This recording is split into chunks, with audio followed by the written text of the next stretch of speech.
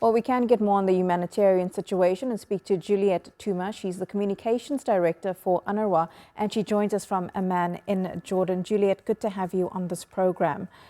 We listened to our correspondent Ashraf there telling us every day about these dire conditions in Gaza City where he is, as well as just across the Strip. What are you hearing from your colleagues on the ground about what their daily lives are like, and also what it's like for them trying to help fellow Palestinians? Yes, thanks for having me, and really excellent reporting from Ashraf, like the rest of Palestinian journalists in Gaza who continue to do a stellar job under very, very difficult circumstances. Our teams on the ground confirm that famine is unfolding, that they themselves are hungry and they're exhausted, and they barely are able to find food for themselves and their family. We've had last week a few colleagues of ours who fainted while they were on duty caring for the communities.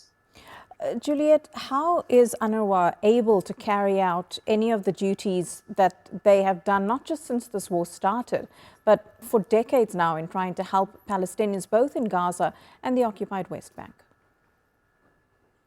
Extremely difficult, but like international journalists, we have been banned from going to the occupied Palestinian territory. So we rely heavily on the great work of our Palestinian local staff who are across the board. For example, in the West Bank, they kept the schools open, and as a result, over 40,000 children were able to finish the school year.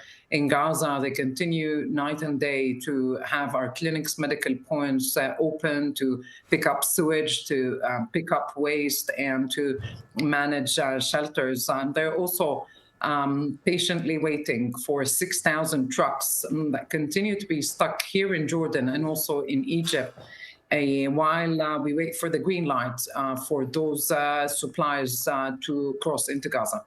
And there is a lot of international reaction. There's a call to action from the international community to allow that aid to enter Gaza, and also a condemnation of the horrific pictures that we're seeing, especially of those starving children. Hearing today that the death toll has now surpassed 60,000 people. But UNRWA recently said words are not feeding our children. Could you just talk us through that statement? Yes, that's right. I mean, first of all, it's a very sad milestone that we have reached 60,000 people reported killed in less than 2 years. That's quite alarming. And the same comes this morning with regards to the famine and crossing the famine threshold. Now, it is time for action, and action is very straightforward. That's reaching an agreement that will bring a ceasefire, that will bring respite to people in Gaza, that will finally release the hostages so that they can reunite with their loved ones. And for those who sadly were killed, for their families, the families of the hostages, to find closure, but also for a standard and a very large volume of supplies that must be allowed into Gaza under the management of the United Nations, including UNRWA.